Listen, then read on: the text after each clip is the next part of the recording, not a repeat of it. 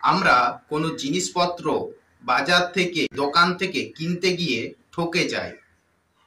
আমাদের নিজস্ব টাকা দিয়ে আমরা হচ্ছে ক্রেতা, আমরা হচ্ছে কিনছি কোনো জিনিস, কোনো খাবার, কোনো প্রোডাক্ট। ধরুন আপনি ফ্রিজ বা এসি কিনছেন, সেই এসিটা কেনার পর দেখলেন খারাপ, সেই ক্ষেত্রে আপনি সেটা ফেরত দিতে চাইবেন বা তার হচ্ছে অল্টারনেটিভ একটা জিনিস নিতে চাইবেন। সেই ক্ষেত্রে আপনাকে যদি সেই কোম্পানি বা সেই দোকানদার বা সেই মালিক অথরিটি আপনাকে সেইটা যদি না ফেরত দেয়, সেই ক্ষেত্রে আপনার অধিকার কি আছে? আমরা হচ্ছে তো ক্রেতা, আমরা হচ্ছে কিনছি জিনিসটা, সেই প্রোডাক্টটা, সেই মেটেরিয়ালটা আমরা কিনছি। তাহলে আমাদের সুরক্ষার জন্য ভারতবর্ষের আইন ব্যবস্থায় কনজিউমার কোর্ট অর্থাৎ ক্রেতা সুরক্ষা আদালত আছে। এই আদালতটা কি?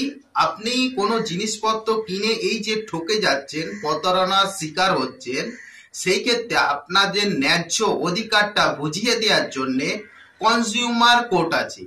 এই কনজিউমার কোর্ট 3 ধরনের হয়ে থাকে, অর্থাৎ আপনার জেলার district forum, district consumer court, আর হচ্ছে রাজ্যের, আমাদের রাজ্যেরও একটা হচ্ছে স্টেটের কনজিউমার কোর্ট আছে, রাজ্যের কনজিউমার কোর্ট আছে, আমাদের জাতীয় স্তরেও কনজিউমার একটা কোর্ট আছে।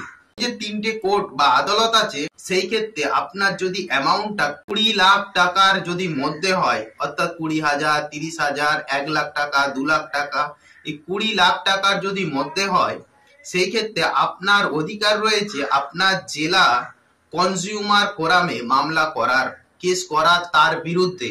আপনি কিন্তু 2 বছরের মধ্যে মামলা করতে হয় এবং প্রায় হচ্ছে 6 মাস থেকে 1 বছরের মধ্যে আপনি আপনার ক্ষতিপূরণ পেয়ে যাবেন।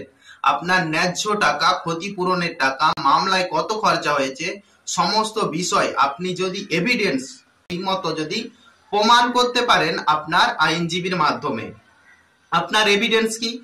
আপনি ফ্রিজ বা ফ্ল্যাট কিনেছেন, একটা এগ্রিমেন্ট হয়েছে, বা সেই ফ্রিজ কিনেছেন তার একটা ডকুমেন্টস আছে, সেই ডকুমেন্টস গুলো ভালোভাবে কোর্টে কিন্তু সাবমিট করতে হবে। আমি বলছিলাম জাতীয় স্তর এবং রাজ্য স্তরের ব্যাপারটা। এই যে রাজ্য স্তরের ব্যাপারটা হলো, আপনার যখন অ্যামাউন্টটা, ক্ষতিপূরণের টাকার পরিমাণ 20 লাখ টাকা তার উপরে, অর্থাৎ 1 কোটি টাকা পর্যন্ত হয়, তার যদি মধ্যে হয়, তাহলে আপনি রাজ্যের যে কনজিউমার কোর্ট আছে সেখানে মামলা করতে পারেন। এবং জাতীয় স্তরে যে কনজিউমার কোর্ট আছে, আপনার অ্যামাউন্টটা যদি 1 কোটি টাকা তার সর্বোচ্চ হয়, এই কোর্টে আপনি মামলা করতে পারেন।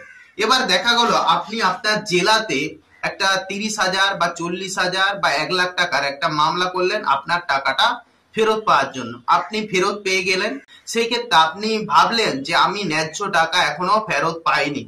আপনি অ্যাপিলে যেতে পারেন, অর্থাৎ আপার ডিভিশনে, সেক্ষেত্রে রাজ্যে যেতে পারেন। রাজ্যের যদি ক্ষতিপূরণে আপনি জাজমেন্টে না সন্তুষ্ট হন, সেই ক্ষেত্রে আপনি হচ্ছে জাতীয় স্তরে যেতে পারেন।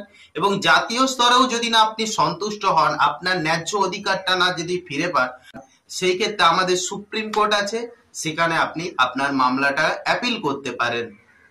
তাহলে আমাদের কনজিউমার, ক্রেতাদের আমাদের ভারতবর্ষের আইন কনজিউমার প্রোটেকশন অ্যাক্ট কিন্তু সুরক্ষা দিয়েছে। আমরা সেই সুরক্ষা নিয়ে সেই আদালতে যাব। আমরা বিভিন্ন সময় কিন্তু প্রোডাক্ট, যে কোনো জিনিস কিনতে গিয়ে, ফ্রিজ, এসি, আলমারি, যে কোনো জিনিস আমরা কিনতে গিয়ে, ফ্ল্যাট কিনতে গিয়ে আমরা ঠকে যাই বা প্রতারণার শিকার হয়। সেই ক্ষেত্রে আপনার ন্যায্য টাকাটা, ন্যায্য সুরক্ষাটা পাইয়ে দেওয়ার জন্য কনজিউমার কোর্ট বা ক্রেতা সুরক্ষা আদালত আছে।